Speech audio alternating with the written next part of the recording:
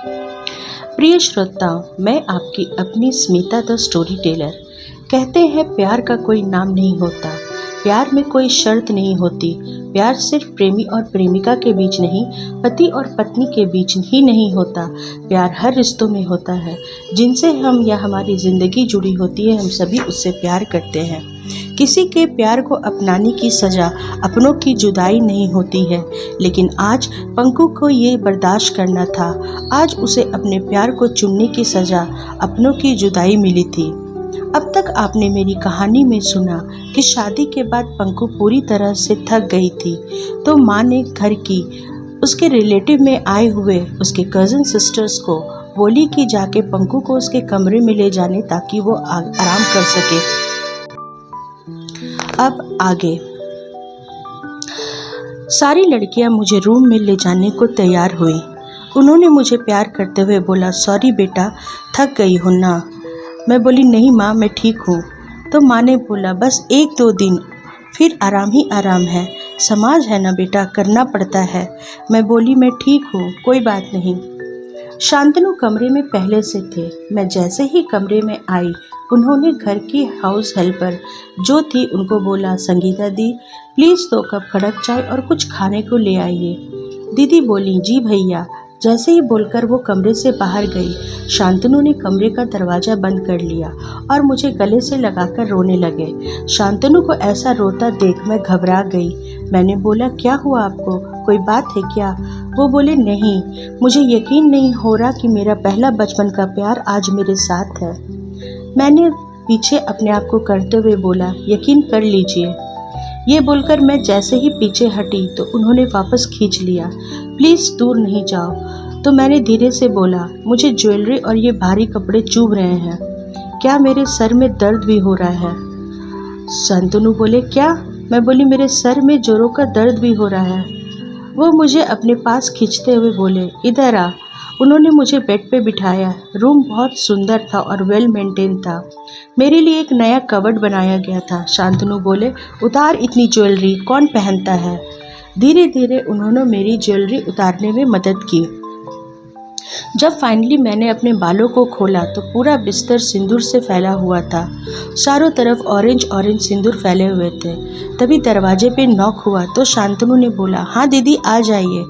माँ भी साथ में थी। उन्होंने मुझे ऐसे देखकर बोला, क्या हुआ बेटा, सारे जेवर क्यों उतार दी? तो शांतनु बोले, माँ, इसको तकलीफ हो रही है, देखो ना, इतनी ज्वेलरी से इसके कान में, हाथ में और गले में रैशेस हो गए हैं। इतनी हेवी ज्वेलरी है।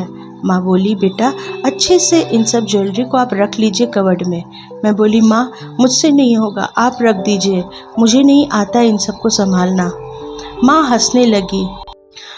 हंसते हुए उन्होंने शांतनु की तरफ देखते हुए बोला, शांतनु, हमने बहू नहीं बच्ची लाया है। मैं शर्मा कर सर झुका ली। लो चाय पियो। मैंने माँ को कप देते हुए कहा, माँ आप भी रुकिए ना हमारे साथ। माँ बोली, नहीं बेटा, हम बाद में बैठेंगे ना, अभी पूरा घर मेहमानों से भरा हुआ है, सब मैनेज करना होगा, तुम रेस्ट करो, शाम में फंक्शन भी है। शांतनु ने कमरे की लाइट बंद कर दी और मुझे बोले, लेटो। मैं झिझक कर बेड की एक तरफ लेट गई तो हेडेक के बाम लेकर वो मेरी तरफ आ गए और मेरे सर पे लगाने लगे और बोले, दुखी नहीं हो पंकु, शाम में तुम्हारे घर से सभी आएंगे, अभी अभी मम्मी से उनकी बात हुई है, रेस्ट करो।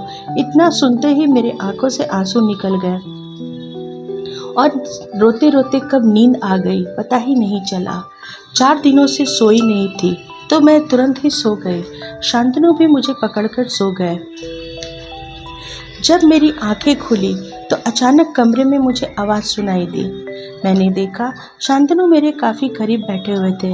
उन्हें इतने करीब देख मैं घबरा गई तो उन्होंने मेरा हाथ पकड़कर बोला, यकीन कर ले पंकु, तू अब मेरी है।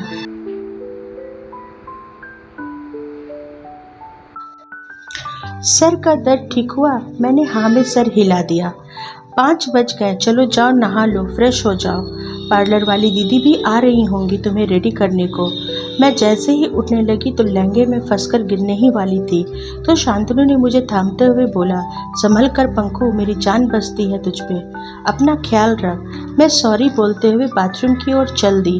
दिसंबर की ठंड थी। मुझे जोरों की ठंड भी लग रही थी। शांतनु नहा लिए थे। मैं अंदर गई और फिर बाथरूम से बाहर आ गई तो शांतनु ने पूछा, क्या हुआ? मैं बोली, मेरे कपड़े और सामान।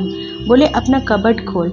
मैंने जैसे ही कबर्ड खोला तो देखा मेरी ज़रूरत की हर सामान बड़े ख्याल से रखा हुआ था, ऐसा मानो जैसे वहाँ मैं कई दिनों से रह रही थी।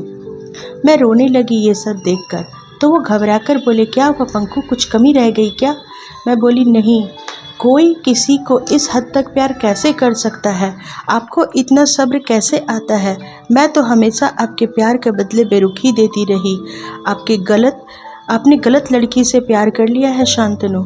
शांतनु मुझे खुद के पास बिठाकर बोले, पंकु, तो एक दिन या एक साल का प्यार थोड़े ना है मेरा, बचपन का है।